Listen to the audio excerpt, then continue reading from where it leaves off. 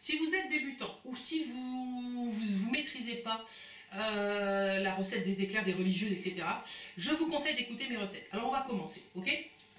Il y en a pas mal. Bon, d'abord, la crème pâtissière au chocolat, d'accord? Deux choses. On commence toujours par faire la crème pâtissière quand on fait des choux, des éclairs et des religieuses, d'accord? Comme ça, elle a le temps de refroidir et de se solidifier. Hein. Par contre, ne la mettez pas au frigidaire. Alors pourquoi je vous dis ça? Parce que dans les livres de cuisine, les livres de pâtisserie, moi, dans tous les livres de pâtisserie que j'ai, on dit de la mettre au frigidaire. Non! Non! Elle va être trop solide au moment de l'utiliser. Vous allez galérer pour garnir vos choux, vos éclairs ou vos religieuses, d'accord? Donc vous ne voulez pas galérer. Hein? Donc vous allez la laisser à température ambiante. Le temps que vous fassiez votre pâte à choux, le temps que votre pâte à choux cuise, elle sera parfaite. Ni trop solide, ni trop liquide. Ok?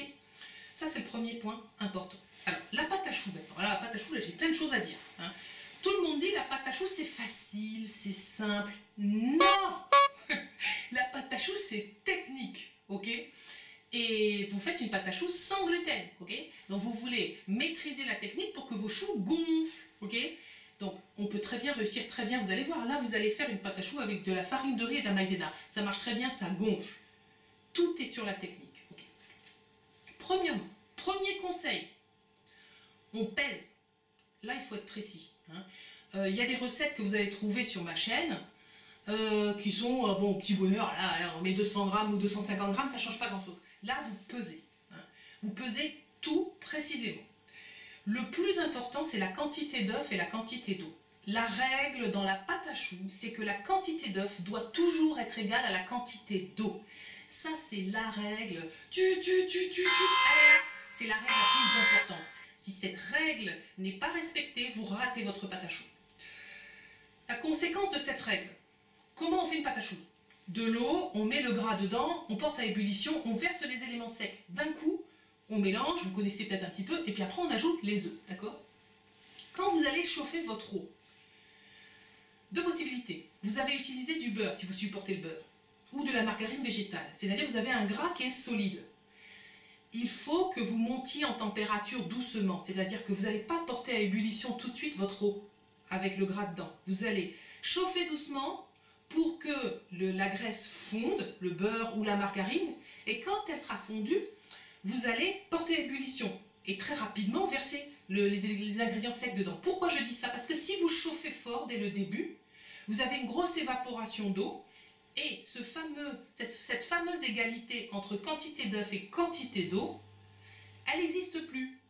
Donc vous allez avoir moins d'eau que d'œuf et vous allez avoir une pâte qui est trop sèche. Ok?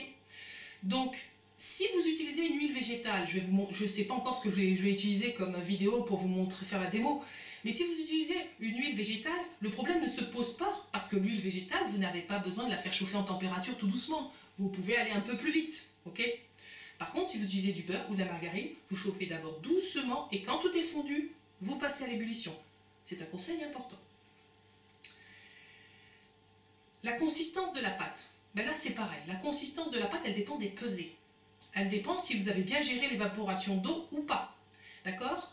S'il y a trop de liquide, votre pâte sera trop liquide et vous ne pourrez pas la pocher. Hein. Quand vous allez la pocher sur votre papier, elle va toute s'étaler. Si elle est trop solide, vous allez bien la pocher, hein, ça c'est sûr. Hein. Mais vos choux seront tout craquelés. Je l'ai déjà vu dans une sur les étals d'une boulangerie et ça m'a bien fait marrer. Hein. C'était des religieuses, la pâte à choux était carrément ouverte, quoi. Donc le boulanger ou le pâtissier, il avait raté son équilibre, quantité d'œuf, quantité d'eau. Elle était trop sèche sa pâte quand il l'a pochée. Hein, d'accord? Si jamais ça vous arrive, si votre pâte est trop sèche, vous avez fait une crème pâtissière avant, vous avez des blancs d'œufs en réserve. Vous utilisez les blancs d'œufs, une petite cuillère, pas petite cuillère, hein, pour essayer de la rendre un peu, à l'amener à la bonne consistance. Alors c'est quoi la bonne consistance? Et bien là, c'est une question d'expérience. Je vais vous donner un truc qu'on entend de partout, mais bon, c'est aussi une question d'expérience. Il faut que la pâte, on dit, se détache de la cuillère en bois. Hein, d'accord? Bon. Franchement, si vous êtes un débutant, il va falloir que vous appreniez la consistance. Il ne faut pas qu'elle soit trop liquide, il ne faut pas qu'elle soit trop solide. Voilà.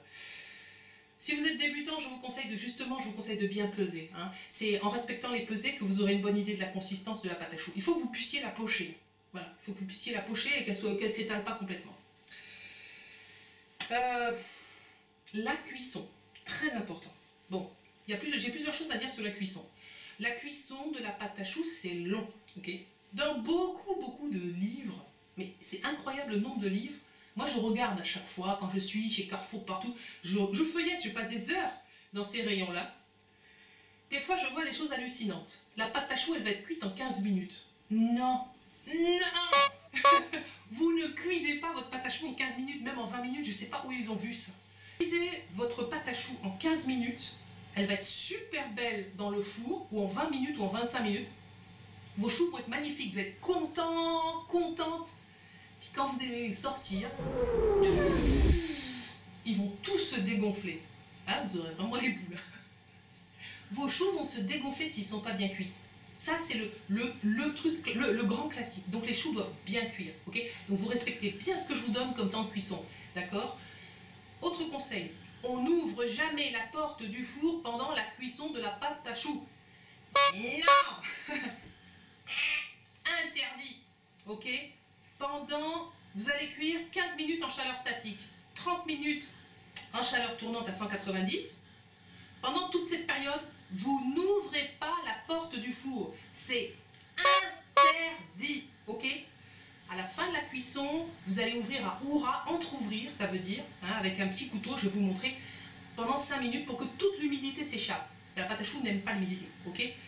Mais on n'ouvre pas la porte du four pendant la cuisson du chou. Quand le chou sort, il doit être bien brun. Et quand vous le retournez, vous tapez dessus, le bas doit être bien brun et ça doit sonner creux, ça fait toc toc toc, ok? Ça, c'est un chou qui est bien cuit, ok?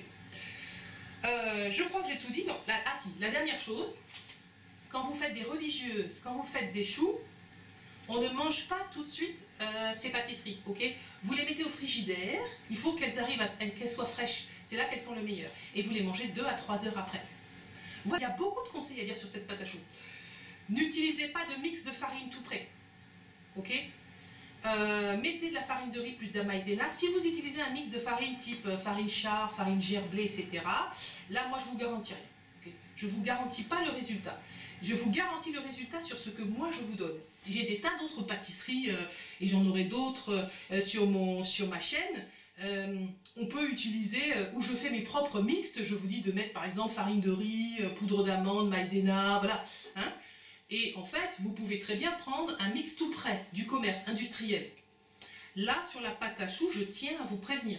Si vous utilisez les mix industriels, vous pouvez avoir des méga ratés. Ça m'est arrivé. Pourquoi? Parce qu'ils mettent des additifs. Ok, ils vont mettre des gommes de xanthane, ils vont mettre toutes sortes d'additifs pour rendre cette pâte plus proche, voilà, pour qu'elle ait les qualités de la pâte qui contient du gluten. Sauf que là, sur la pâte à choux, ça va vous faire rater. Bon, après, s'il y en a parmi vous qui le font et que ça réussisse, ben, j'aimerais bien avoir le retour. Hein. Parce que moi, personnellement, pour avoir essayé les mix industriels pour faire de la pâte à choux,